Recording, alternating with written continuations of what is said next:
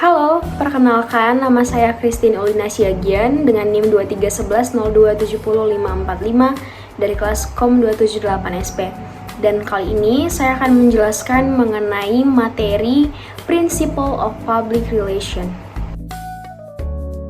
Komunikasi adalah sebuah proses pengiriman dan penerimaan pesan, di mana pengirim menyampaikan informasi kepada penerima, lalu penerima memproses serta menanggapi informasi tersebut. Komunikasi dapat terjadi melalui berbagai saluran, termasuk verbal, nonverbal, tertulis, dan visual. Public relation adalah upaya yang berfokus pada penggolongan reputasi, di mana ini mencakup apa yang PR lakukan, apa yang PR katakan, dan bagaimana orang lain melihat serta menanggapi atau membicarakan mengenai public relation ini. PR melibatkan kegiatan yang direncanakan dan berkelanjutan untuk membangun dan mempertahankan hubungan baik serta pemahaman timbal balik antara suatu organisasi dengan organisasi lainnya dan antara publik dengan publik lainnya.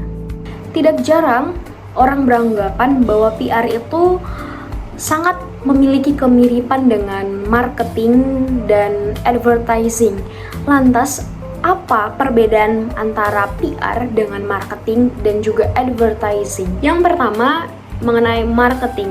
Marketing adalah proses manajemen yang bertanggung jawab untuk mengidentifikasi, mengantisipasi, dan memenuhi kebutuhan pelanggan secara menguntungkan. Yang paling penting dalam pemasaran adalah pelanggan dan keuntungan. Sedangkan advertising atau yang biasa disebut dengan periklanan adalah suatu penyampaian pesan penjualan yang paling persuasif kepada prospek yang tepat untuk produk atau layanan dengan biaya serendah mungkin. Artinya adalah advertising ini merupakan bagian dari sebuah produk yang merupakan layanan periklanan dengan tujuan untuk mempersuasif publik ataupun masyarakat terhadap suatu brand atau produk yang diiklankan tersebut.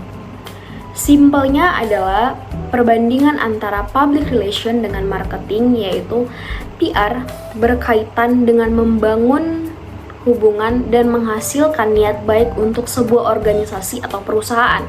Sedangkan marketing berkaitan dengan pelanggan dan penjualan produk serta layanan.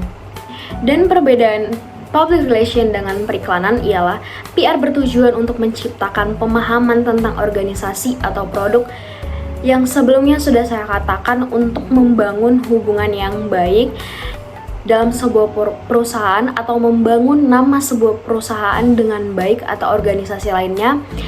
Sedangkan periklanan adalah metode atau cara untuk mempersuasi sebuah produk atau untuk menjual sebuah produk atau brand.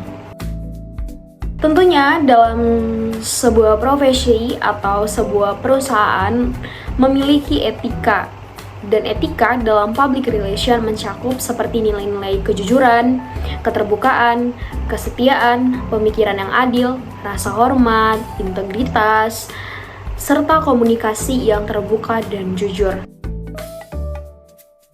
Stakeholder adalah individu atau kelompok atau sebuah organisasi yang memiliki kepentingan atau terpengaruh oleh kegiatan, keputusan, kebijakan suatu perusahaan atau organisasi.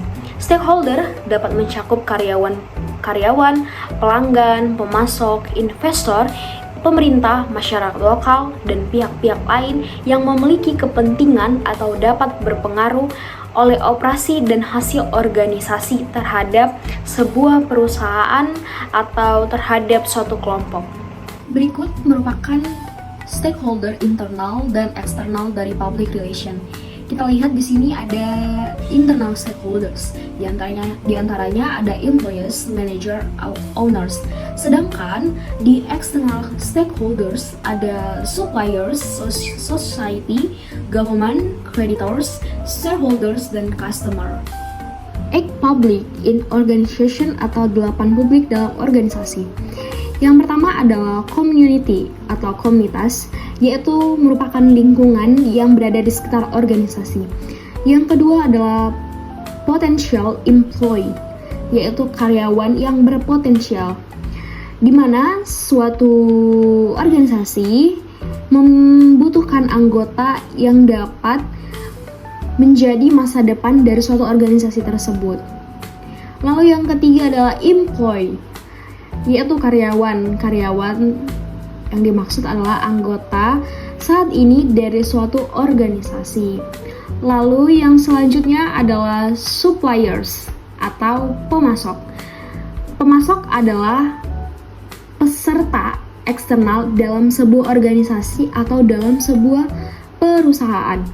Lalu selanjutnya adalah money market atau yang disebut dengan pasar uang.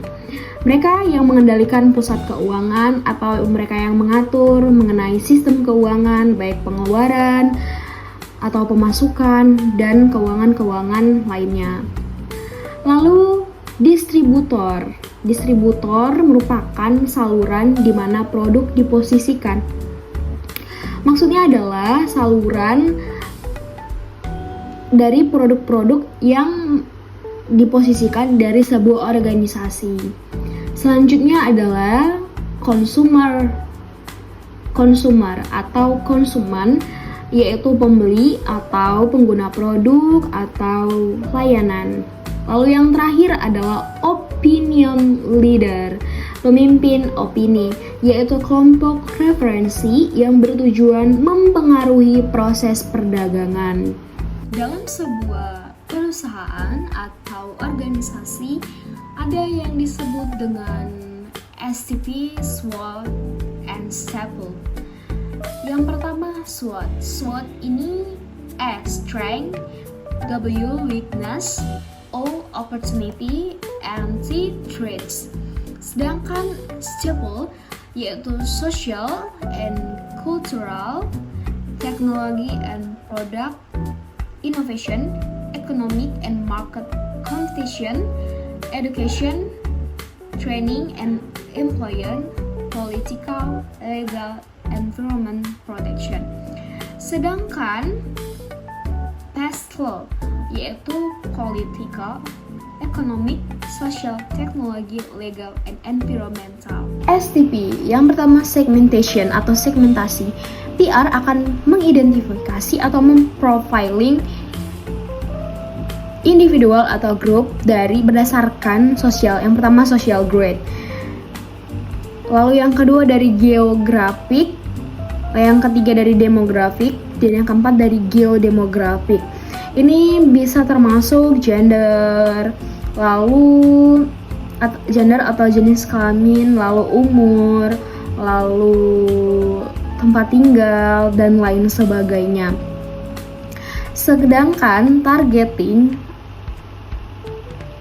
public, PR memiliki tentunya PR, advertising dan marketing memiliki target yang berbeda, dan PR memiliki target secara publik atau keseluruhan atau publik, sedangkan advertising targetnya adalah audience, sedangkan marketing targetnya adalah target market atau pemasaran.